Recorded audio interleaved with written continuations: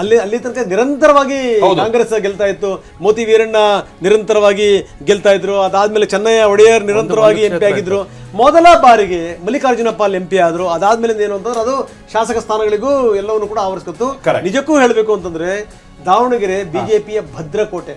ಆದ್ರೆ ಬೇರೆ ಬೇರೆ ಕಡೆಗೆ ಇರುವಂತಹ ಬಿಜೆಪಿಯ ಸಮಸ್ಯೆಗಳು ದಾವಣಗೆರೆನಲ್ಲೂ ಕೂಡ ಇದೆ. ಲೋಕಸಭೆ ಸಮಸ್ಯೆ ಅದು ಲೋಕಸಭೆ ಮತ್ತೆ ಇವನ್ ಇದು ಕೂಡ ನೀವು ಮಾಯಕೊಂಡದಲ್ಲಿ ನಿರಂತರವಾಗಿ ರವೀಂದ್ರನಾಥ್ ಗೆದ್ದು ಬರ್ತಾ ಇದ್ರು.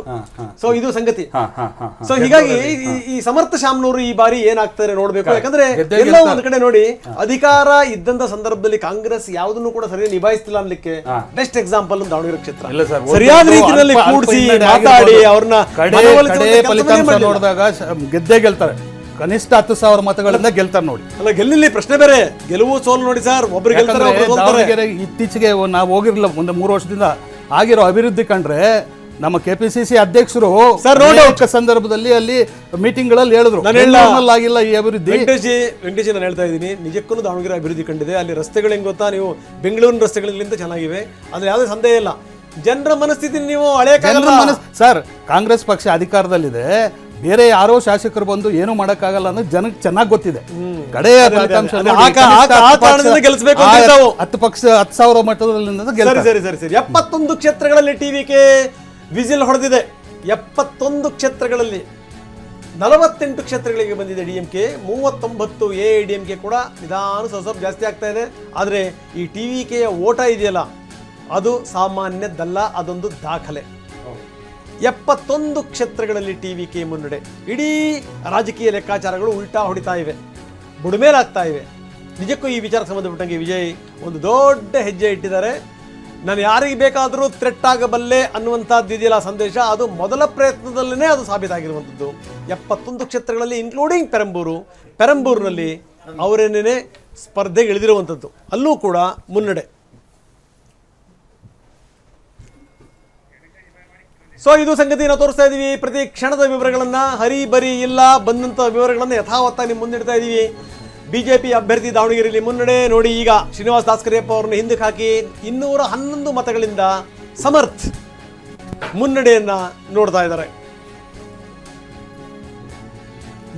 ಈಗ ಕಾಂಗ್ರೆಸ್ಸಿನ ನಾಯಕರುಗಳು ಹೇಳಿದ್ರು, ನಮ್ಮಲ್ಲೊಂದು ಸಂಪ್ರದಾಯಪ್ಪ, ಯಾರು ಹೋಗಿರ್ತಾರಲ್ಲ ಅವ್ರ ಮನೆಯವರಿಗೆ ಟಿಕೆಟ್ ಕೊಡ್ತೀವಿ ಅಂತ. ಈ ಮಾತನ್ನು ಮೊದಲು ಯಾವ ಪುಣ್ಯಾತ್ಮರು ಹೇಳಲಿಲ್ಲ. ಎಷ್ಟರ ಮಟ್ಟಿಗೆ ಅಂತಂದ್ರೆ ಮುಸ್ಲಿಂ ನಾಯಕರು ದಾಖಲೆ ಸಂಖ್ಯೆಯಲ್ಲಿ ನಾಮಿನೇಷನ್ ಸಲ್ಲಿಸಿ ಪ್ರತಿಭಟನೆಗಳನ್ನು ಮಾಡಿ ಕೆಲವು ನಾಯಕರುಗಳು ಹೊರಗಡೆನೇ ಬರ್ತಾನೆ ಹಿಂದಿನಿಂದಲೂ ಇಷ್ಟರ ಅಗತ್ಯ ಇತ್ತ. ಯಾವಾಗೆಲ್ಲ ಬೈ ಎಲೆಕ್ಷನ್ ತೀರ್ಕೊಂಡವಾಗ ಬೈ ಎಲೆಕ್ಷನ್ಗಳಾಗಿದೆ, ಎಲ್ರಿಗೂ ಕೂಡ ಆಯಾ ಕುಟುಂಬಗಳಿಗೆ ಕೊಟ್ಕೊಂಡ್ ಬಂದಿರೋದು. ಈಗ ಬಾಗಲಕೋಟೆಯಲ್ಲಿ ಕೊಟ್ಟು ದಾವಣಗೆರೆಯಲ್ಲಿ ಕೊಟ್ಟಿಲ್ಲ ಅಂದ್ರೆ ಹೆಂಗಾಗತ್ತೆ? ಅವ್ರು ಜಂಟಿ ಕೊಡಲ್ಲ, ಇವರು ಸುಮ್ಲತವ್ರಿ ಕೊಡಲ್ಲ. ಅದು ಒಂದು ಈಗ ಬಾಗಲಕೋಟೆ 2 ಕಡೆ ಎಲೆಕ್ಷನ್ ಒಂದ್ ಕಡೆ ಕೊಟ್ಟು ಒಂದ್ ಕಡೆ ಕೊಡದಿರ ಹೆಂಗಾಗತ್ತೆ? ಶ್ರೀನಿವಾಸ್ ಸರ್ 211 ಮತಗಳು. ನಾನಾಗ 77 ಅಂದ್ರೆ 89ರಿಂದ ಕಾಂಗ್ರೆಸ್ ಅಂದ್ರೆ ಶಾಮನೂರ್ ಶಿವಶಂಕರಪ್ಪನವರು ಅಲ್ಲಿ ಸತತವಾಗಿ ಅಲ್ಲಿ ಗೆದ್ಕೊಂಡ್ ಬಂದಿರುವಂತಹ ಕ್ಷೇತ್ರ. ಸೊ ಅಂತ ಕ್ಷೇತ್ರದಲ್ಲಿ ಇವತ್ತು ಬಿಜೆಪಿ ಮುನ್ನಡೆಯನ್ನ ಸಾಧಿಸಿದೆ. ಅದರಲ್ಲೂ ಕೂಡ ಶ್ರೀನಿವಾಸ್ ಅವರು ಲೋಕಲ್ ಅಲ್ಲಿ ಹೇಳೋದೇನು ಅಂತಂದ್ರೆ, ಅವರ ತಂದೆ ಅಲ್ಲಿ ಹಮಾಲರ ಸಂಘದ ಅಧ್ಯಕ್ಷರಾಗಿದ್ದಂತ. ಸೊ ಹಮಾಲರ ನಾಯಕ ಇವತ್ತೊಬ್ಬ ಹಮಾಲರ ನಾಯಕ ಆರಂಭಿಕ ಮುನ್ನಡೆಯನ್ನ ಸಾಧಿಸ್ಕೊಳ್ತಾರೆ. ಆಮೇಲೆ ಬಿಜೆಪಿ ನಾನು ಮೊದಲೇ ಹೇಳಿದಾಗೆ ಅಲ್ಲಿ 3-4 ಬಣಗಳಿತ್ತು, ಒಬ್ಬೊಬ್ರು ಒಂದೊಂದು ಕ್ಯಾಂಡಿಡೇಟ್ ಅನ್ನು ಇಟ್ಕೊಂಡು ಡೆಲ್ಲಿಗೆ ಹೋಗಿದ್ರು. ಬಿಜೆಪಿಯ ಹೈಕಮಾಂಡ್ ಯಾವಾಗ ಅವ್ರದೇ ಆದಂತ ಕ್ಯಾಂಡಿಡೇಟ್ ಅನ್ನು ಮುನ್ನೆಲೆಗೆ ತರೋದಕ್ಕೆ ನೋಡಿದ್ರು, ಆಗ ಎಲ್ಲರೂ ಒಪ್ಪಿ ಒಬ್ಬ ST ಸಮುದಾಯಕ್ಕೆ ಸೇರಿದಂತ ಶ್ರೀನಿವಾಸ್ ಅವರನ್ನ ಕಣಕ್ಕಿಳಿಸೋ ಪ್ರಯತ್ನ ಆಯ್ತು. ಇವತ್ತು ಅವರು ಆರಂಭಿಕ ಮುನ್ನಡೆಯನ್ನ ಸಾಧಿಸ್ಕೊಂಡು ಹೋಗ್ತಾ ಇದ್ದಾರೆ ಅಂತ ಅಂದ್ರೆ, ಇದೇ ಟ್ರೆಂಡ್ ಏನಾದ್ರೂ ಮುಂದುವರ್ಕೊಂಡು ಹೋದ್ರೆ ಶಾಮನೂರು ಕುಟುಂಬಕ್ಕೆ ಇದು ದೊಡ್ಡ ಹಿನ್ನಡೆ. ಯಾಕಂತ ಅಂದ್ರೆ ಇವರ ತಾಯಿ ಪ್ರಭಾ ಮಲ್ಲಿಕಾರ್ಜುನ್ ಅವರು ಆ ಕ್ಷೇತ್ರದ ದಾವಣಗೆರೆ ಕ್ಷೇತ್ರದ MP ಇದ್ದಾರೆ, ಇವರ ತಂದೆ ಸಿಟ್ಟಿಂಗ್ ಮಿನಿಸ್ಟರ್ ಇದ್ದಾರೆ. ಬಟ್ ವಿಚಾರ ಏನು ಅಂತಂದ್ರೆ, ಅವರ ಕುಟುಂಬದ ವಿಚಾರವಾಗಿ ನಾವು ಇವತ್ತು ಗಮನಿಸ್ಬೇಕು. ಯಾಕೆ ಅಂತ ಅಂದ್ರೆ, ನಿಮಗೆ ನೆನಪಿರ್ಬೋದು ಶಾಮನೂರ್ ಶಿವಶಂಕರಪ್ಪನವರ ಚುನಾವಣೆ ಅಂತ ಅಂದ್ರೆ ಅವರು 3 ಸೊಸೆ ಅಂದ್ರು ಹಳ್ಳಿ ಓಡಾಡ್ತಿದ್ರು. ಈ ಬಾರಿ 2 ಸೊಸೆ ಅಂದ್ರು ಬಂದಿಲ್ಲ. ಇದು ನಾವು ವಿಚಾರ ಗಮನಿಸಬೇಕಿದ್ದು. SS ಗಣೇಶ್ ಅವ್ರ ಪತ್ನಿ ರೇಖಾ ಅವರಾಗಿರ್ಬೋದು, SS ಬಕೇಶ್ ಅವರ ಪತ್ನಿ ಪ್ರೀತಿ ಅವರಾಗಿರ್ಬೋದು, ಈ ಬಾರಿ ಅವರೆಲ್ಲೂ ಕೂಡ ಕಾಣಿಸ್ಕೊಂಡಿಲ್ಲ.